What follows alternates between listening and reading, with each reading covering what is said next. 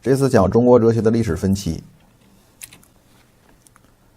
中国哲学的产生时间呢，一般都认为是从孔子开始，就是春秋末期。结束时间呢，咱们暂定在1840年。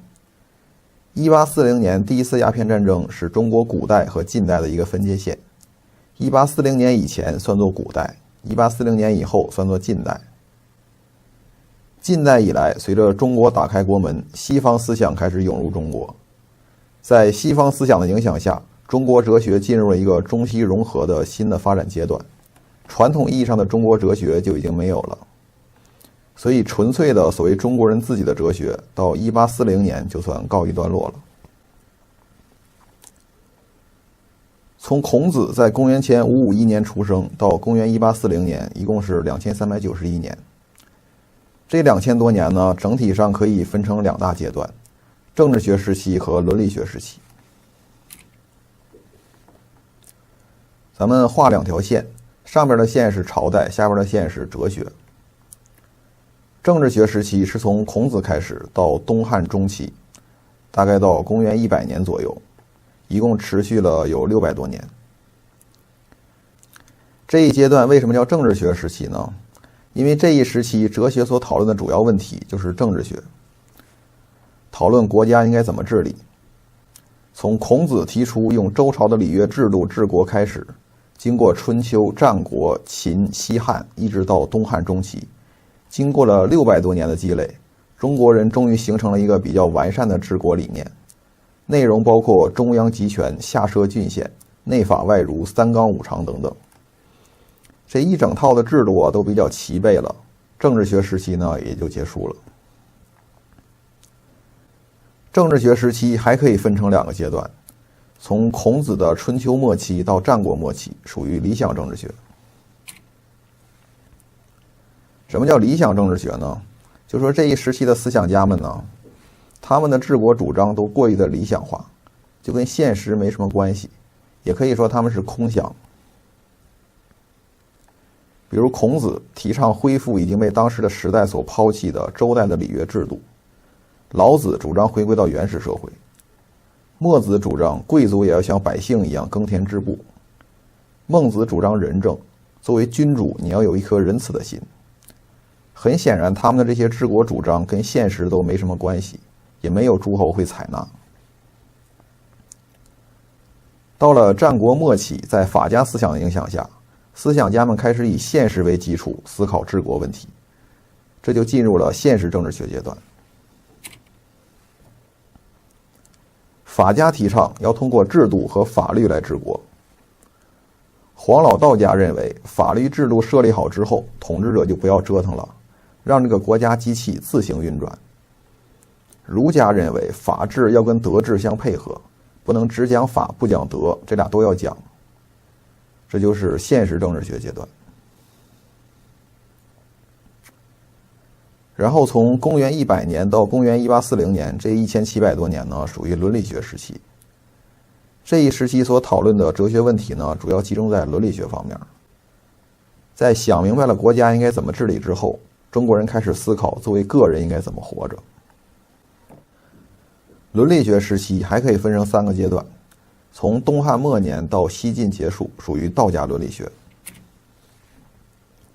老子和庄子，主要是庄子的生活哲学，在这一时期成为主导的生活态度。庄子是什么生活态度呢？简单的说就是2个字：逍遥。逍遥指的是一种悠然自得、无拘无束的状态，一个心灵绝对自由的一个境界。为什么当时会普遍的追求这样一种生活态度，形成这样一种社会风气呢？这个和知识分子在当时社会结构中的位置有关。哲学它一直都是知识分子的哲学，你想玩哲学，至少你得认字儿吧。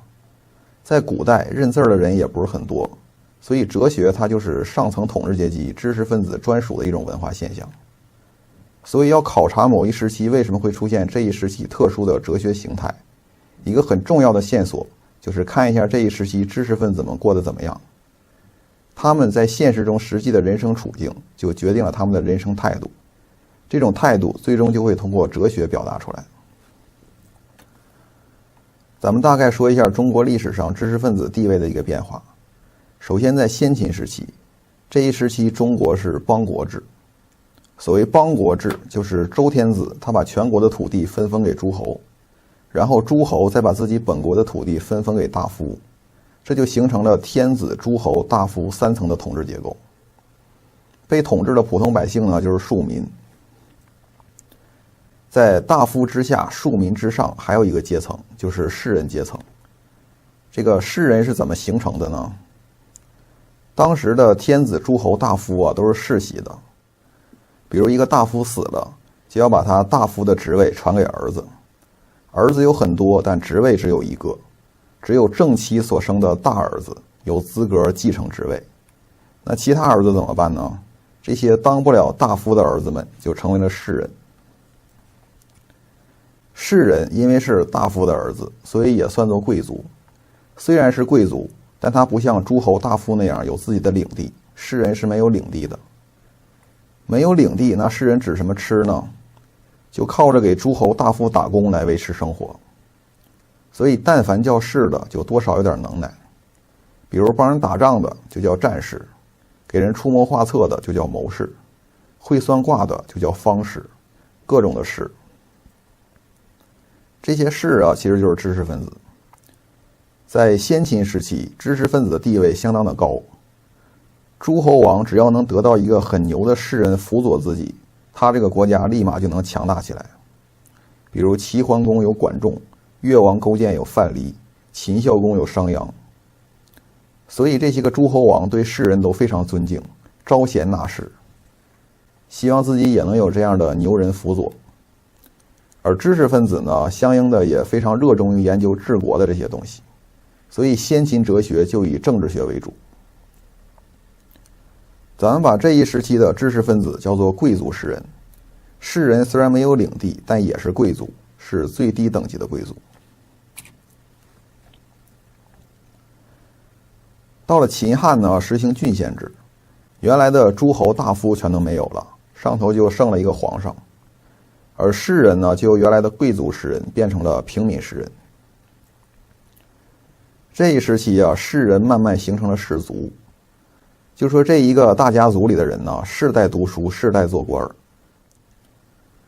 官儿越做越大，如果还人丁兴旺，再加上门生故吏遍天下，就会形成特殊的家族和势力集团，甚至垄断仕途。这样的家族就叫氏族。比如袁绍他们家就是这样，号称四世三公，世世代代都做大官，这就是氏族。汉朝就属于氏族形成的阶段。到了魏晋南北朝啊，整个朝廷就被士族垄断了。当官看的不是才能，而是你的门第。这些士人呢，生下来就是官，所以他们也不用研究怎么治理国家，也不用为生计发愁。那成天闲着没事干嘛呢？就喝酒啊，嗑药啊，长啸于山林呢，就要活出自己的风采，活出逍遥的劲头。这就是庄子的哲学为什么在这一时期成为主流的原因。我们管这一时期的知识分子叫做士族知识分子。到了隋唐以后啊，就开始有科举制度了，当官啊就不再看门第了，而是要考试了，这样士族就不存在了，取而代之的是平民庶族知识分子。这些人要参加国家的考试，国家考试考什么呢？就考儒家的经典，所以这些人从小就浸泡在儒家经典的海洋里。表现在哲学上，就开始以儒家思想来指导生活，于是就进入了儒家伦理学阶段。这个儒家伦理学一直持续到清末，影响非常大。现在一提到中国传统文化，一般指的就是儒家文化。大家看这个表啊，道家和儒家之间空了一块，空这一块是什么呢？就是佛教。佛家伦理学。佛教最早是在汉朝传入的中国，到了东晋南北朝的时候，佛教在中国已经非常有影响了。比如南朝的梁武帝，那是崇佛很出名的。到了隋唐，佛教发展到极盛，包括唐太宗还有武则天，那都是非常重视佛教的。但是到了唐朝的中后期啊，寺院经济过于膨胀，严重影响了帝国财政，于是出现了会昌法难，唐武宗灭佛，佛教就退出历史的主舞台了。当然法脉没有断，一直传承到现在。从东晋开始一直到唐朝中后期，中国哲学的主要内容就是佛学。这就是中国哲学的历史分期，2大块5小块。注意咱们这种分期方法呀，是我自己分的，我觉得这么分最合适。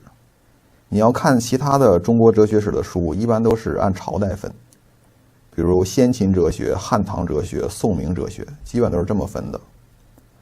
但我觉得这么分呢，不是很合适。